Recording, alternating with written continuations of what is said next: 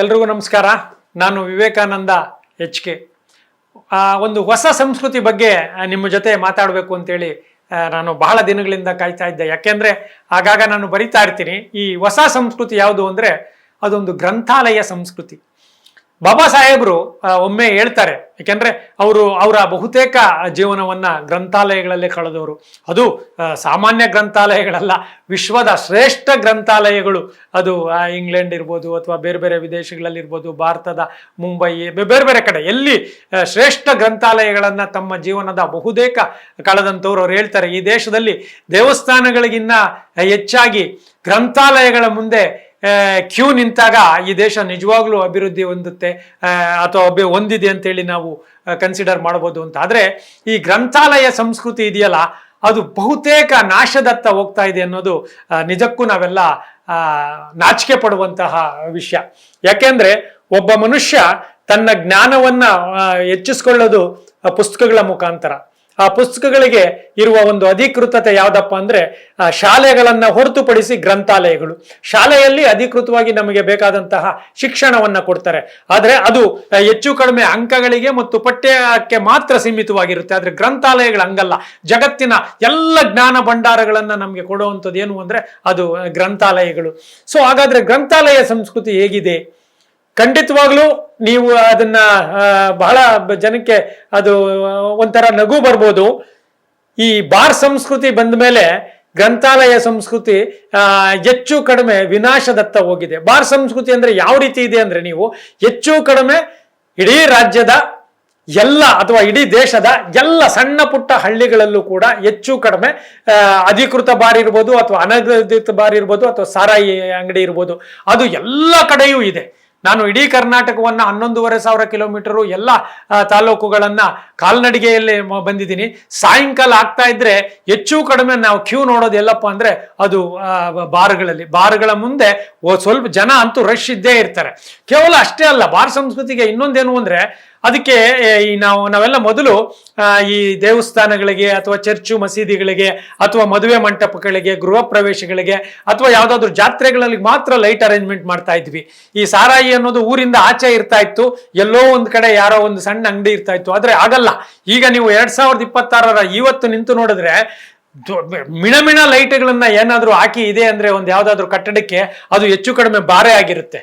ಅಂದ್ರೆ ಯಾವ ಒಂದು ನಮ್ಮ ಆರೋಗ್ಯವನ್ನ, ನಮ್ಮ ಕುಟುಂಬವನ್ನ, ನಮ್ಮ ಸಮಾಜವನ್ನ ಹಾಳು ಮಾಡುತ್ತೋ ಆ ತರದ ಒಂದು ಮದ್ಯಪಾನದ ಅಂಗಡಿಗಳು ಇವತ್ತು ಮಿಣಮಿಣ ಲೈಟಿಂಗ್ಗಳಲ್ಲಿದ್ರೆ ಯಾವುದು ಒಂದು ಗ್ರಂಥಾಲಯ ಸಂಸ್ಕೃತಿ ಅಂತ ನಾವೇನ್ ಹೇಳ್ತೀವಿ, ಗ್ರಂಥಾಲಯಗಳು ಜ್ಞಾನ ಭಂಡಾರಗಳಿದಾವಲ್ಲ, ಅದಕ್ಕೆ ಹೆಚ್ಚು ಕಡಿಮೆ ಬೂತ್ ಬಂಗ್ಲಾಗಳ ತರ ಇರ್ತವೆ ಅಥವಾ ಒಂದು 0 ಕ್ಯಾಂಡ್ಲ್ ಬಲ್ಬ್ ಹಾಕಿರ್ತವೆ. ಇದು ಪಬ್ಲಿಕ್ ಲೈಬ್ರರಿಗಳಾದ್ರೆ, ಈವನ್ ಕಾಲೇಜ್ ಲೈಬ್ರರಿಗಳಲ್ಲೂ ಕೂಡ ಯಾರೋ ಒಬ್ಬರೋ ಇಬ್ಬರೋ 3 ಜನ ಅಥವಾ 4 ಜನ ಮಾತ್ರ ಕೂತಿರ್ತಾರೆ. ಸಾರ್ವಜನಿಕ ಲೈಬ್ರರಿಗಳಲ್ಲಿ ತುಂಬಾ ಕಡಿಮೆ ಬಿಡಿ, ಈ ಕಾಲೇಜ್ ಲೈಬ್ರರಿಗಳಲ್ಲೂ ಅಷ್ಟೇ ಕಡಿಮೆ ಕೂತಿರ್ತಾರೆ. ಅದರಲ್ಲೂ ಕೂತಿದ್ರೆ ಯಾರೋ ಒಂದಿಬ್ಬರು ಲವರ್ಸ್ ಹೋಗಿ ಕೂತ್ಕೊಂಡಿರ್ಬೋದೇನೋ ಅಷ್ಟೇ. ಯಾಕೆ ಸೀರಿಯಸ್ ಆಗಿ ಹೋದವರು ಒಬ್ರು ಇಬ್ರು ಇರ್ತಾರೆ, ಅದನ್ನ ಬಿಡಿ. ಯಾಕೆ ಅಂದ್ರೆ ಗ್ರಂಥಾಲಯ ಸಂಸ್ಕೃತಿ, ನಮ್ಮ ಈ ಮೊಬೈಲ್ ಸಂಸ್ಕೃತಿ ಬಂದ್ಮೇಲೆ, ಈ ಯೂಟ್ಯೂಬ್ ಮತ್ತು ಇಂಟರ್ನೆಟ್ ಬಂದ್ಮೇಲೆ ಅದನ್ನ ಬಹಳ ನೆಗ್ಲೆಕ್ಟ್ ಮಾಡ್ತಿದ್ದಾರೆ. ಇದರ ದುಷ್ಪರಿಣಾಮಗಳನ್ನು ಕೂಡ ನಾವು ಎದುರಿಸ್ತಾ ಇದ್ದೀವಿ. ಒಂದು ಜ್ಞಾಪಕ ಇಟ್ಕೊಳ್ಳಿ, ಈಗ ಆತ್ಮಹತ್ಯೆಗಳಾಗ್ಲಿ ಅಥವಾ ಕೊಲೆಗಳಾಗ್ಲಿ ಜಾಸ್ತಿ ಆಗ್ಲಿಕ್ಕೆ ಗ್ರಂಥಾಲಯ ಸಂಸ್ಕೃತಿಯಿಂದ ಯುವ ಜನತೆ ಈಚೆ ಬಂದಿರೋದು ಮೂಲ ಕಾರಣ. ಯಾಕೆ ಅಂದ್ರೆ ನಿಮ್ಮ ಜ್ಞಾನ ಇದೆಯಲ್ಲ, ಅದು ಗ್ರಂಥಾಲಯಗಳಿಂದ ಬಂದ್ರೆ, ಅಂದ್ರೆ ಗ್ರಂಥಾಲಯಗಳಲ್ಲಿ ಅಂದ್ರೆ ಉದಾಹರಣೆಗೆ ಜ್ಞಾನ, ಈಗ ಬುದ್ಧ, ಮಹಾವೀರ, ವಿವೇಕಾನಂದರು, ಅಂಬೇಡ್ಕರ್ ಅವರು, ಗಾಂಧಿ ಇರ್ಬೋದು, ಲೋಹಿಯಾ ಇರ್ಬೋದು, ಬಸವಣ್ಣ ಇರ್ಬೋದು, ಅಕ್ಕ ಮಹಾದೇವಿ ಇರ್ಬೋದು, ಕಿತ್ತೂರು ರಾಣಿ ಚೆನ್ನಮ್ಮ ಇರ್ಬೋದು, ಝಾನ್ಸಿ ರಾಣಿ ಲಕ್ಷ್ಮೀಬಾಯಿ ಇರ್ಬೋದು, ಭಗತ್ ಸಿಂಗ್ ಇರ್ಬೋದು, ಸುಭಾಷ್ ಚಂದ್ರ ಬೋಸ್ ಇರ್ಬೋದು. ಈ ತರ ನೀವು ಅಲ್ಲಿ ಓದ್ಕೊಂಡು ಬೆಳೆದಾಗ ನಿಮ್ಮ ಜ್ಞಾನವೇ ಬೇರೆ ಆಗುತ್ತೆ. ನೀವು ಚಿಕ್ಕ ವಯಸ್ಸಿಂದಾನೇ ರೀಲ್ಸ್ಗಳನ್ನ ನೋಡ್ಕೊಂಡು, ಯೂಟ್ಯೂಬ್ ಅನ್ನ ನೋಡ್ಕೊಂಡು, ಸಿನಿಮಾ ನೋಡ್ಕೊಂಡು, ಧಾರಾವಾಹಿ ನೋಡ್ಕೊಂಡು, ಇನ್ನೇನೋ ಕಾಮಿಡಿ ಶೋಗಳನ್ನ ನೋಡ್ಕೊಂಡು ನೀವು ಬೆಳೆದಿದ್ದೆ ಆದ್ರೆ ನಿಮ್ಮ ಮಾನಸಿಕ ಸ್ಥಿತಿ ಇದೆಯಲ್ಲ, ಅದು ಪ್ರಕ್ಷುಬ್ಧವಾಗಿರುತ್ತೆ, ಸದಾಕಾಲ ಪ್ರಕ್ಷುಬ್ಧವಾಗಿರುತ್ತೆ. ಆ ಪ್ರಕ್ಷುಬ್ಧತೆ ನಿಮ್ಮಲ್ಲಿ ಅಸಹನೆ, ಅಸಹಿಷ್ಣುತೆ ಉಂಟಾಗುತ್ತದೆ. ಪ್ರಬುದ್ಧತೆಯನ್ನ ನಿಮ್ಮಲ್ಲಿ ನಾಶ ಮಾಡುತ್ತೆ, ತಾಳ್ಮೆಯನ್ನ ನಿಮ್ಮಲ್ಲಿ ನಾಶ ಮಾಡುತ್ತೆ, ಪ್ರೀತಿ, ತ್ಯಾಗ ಅನ್ನುವಂಥ ಮೌಲ್ಯಗಳನ್ನ ನಾಶ ಮಾಡುತ್ತೆ.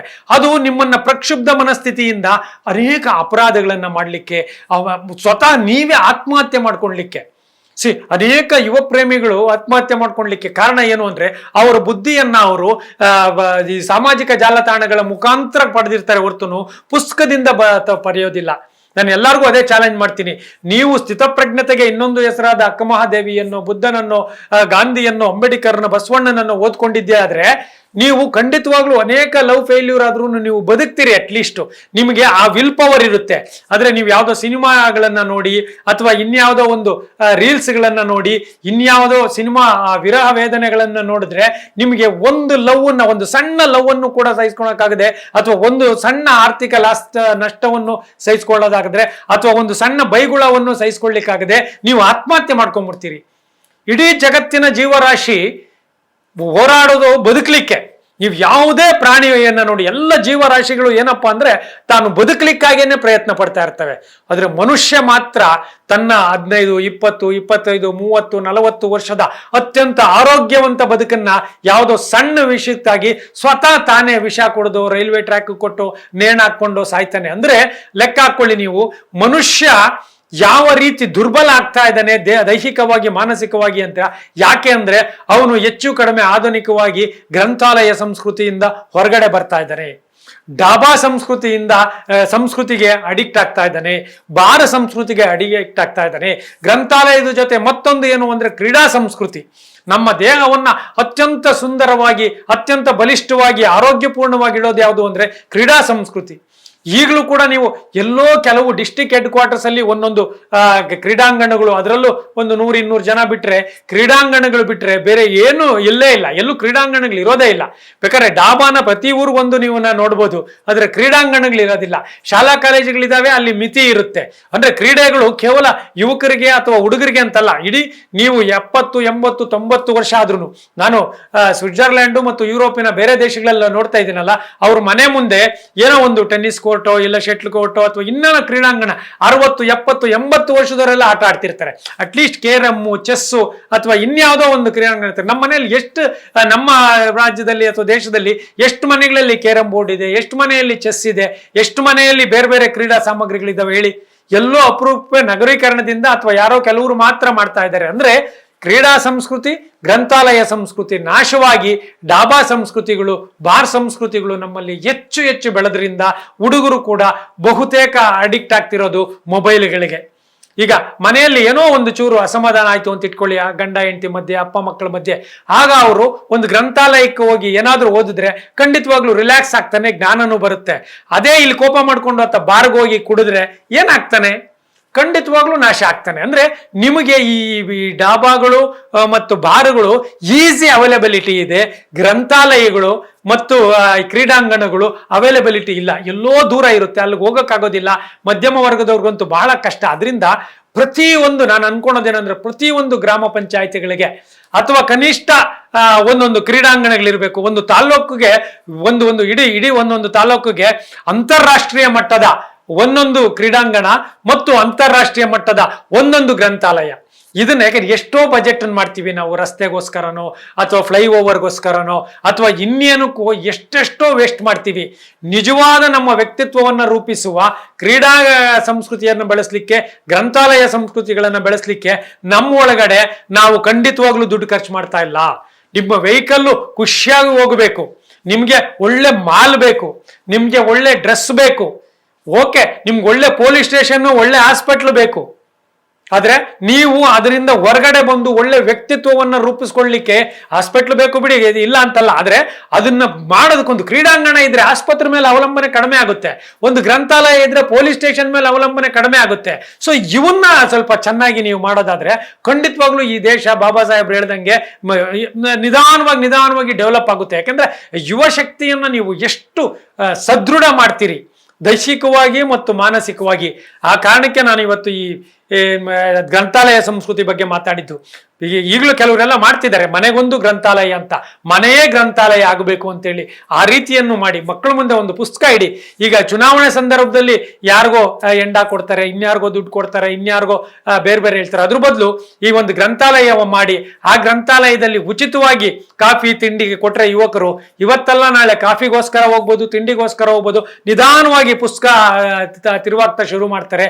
ಅವ್ರಿಗೆ ಇಷ್ಟವಾದ ಎಲ್ಲ ಪುಸ್ತಕಗಳು ಸುಲಭ ರೀತಿಯಲ್ಲಿ ಸಿಕ್ಕೋದಾದ್ರೆ ಖಂಡಿತವಾಗ್ಲೂ ನಮ್ಮ ದೇಶದ ಯುವ ಶಕ್ತಿ ನಾವೇನು ವಿಶ್ವಗುರು ಆಗಬೇಕು ಅಥವಾ 21ನೇ ಶತಮಾನದ ಅಂತ್ಯದಲ್ಲಿ ನಾವೇ ಆಳ್ಬೇಕು ಅಥವಾ ಸ್ವಾತಂತ್ರ್ಯ ಬಂದು 100 ವರ್ಷಕ್ಕೆ ವಿಶ್ವದ ಬಲಿಷ್ಠ ದೇಶ ಆಗ್ಬೇಕು ಅಂತೀವಲ್ಲ, ಹಾಗಾಗಬೇಕು ಅನ್ನೋದಾದ್ರೆ ಈ ಸಮಾಜದಲ್ಲಿ ಕ್ರೀಡಾ ಸಂಸ್ಕೃತಿ, ಗ್ರಂಥಾಲಯ ಸಂಸ್ಕೃತಿಯನ್ನ ದೊಡ್ಡ ಮಟ್ಟದಲ್ಲಿ ದೊಡ್ಡ ಬಜೆಟ್ ಕೊಟ್ಟು ಅದಕ್ಕಾಗಿ ತುಂಬಾ ಶ್ರಮ ಪಟ್ಟು ಉದ್ದೇಶಪೂರ್ವಕವಾಗಿ ಕಾನ್ಸಂಟ್ರೇಷನ್ ಮಾಡಿ ಏನಾದರೂ ಮಾಡಿದ್ದೇ ಆದ್ರೆ ಎಲ್ಲ ಸರ್ಕಾರಗಳು ಈ ದೇಶ ನಿಜವಾಗ್ಲೂ ಅಭಿವೃದ್ಧಿ ಪಥದತ್ತ ಆಗುತ್ತೆ.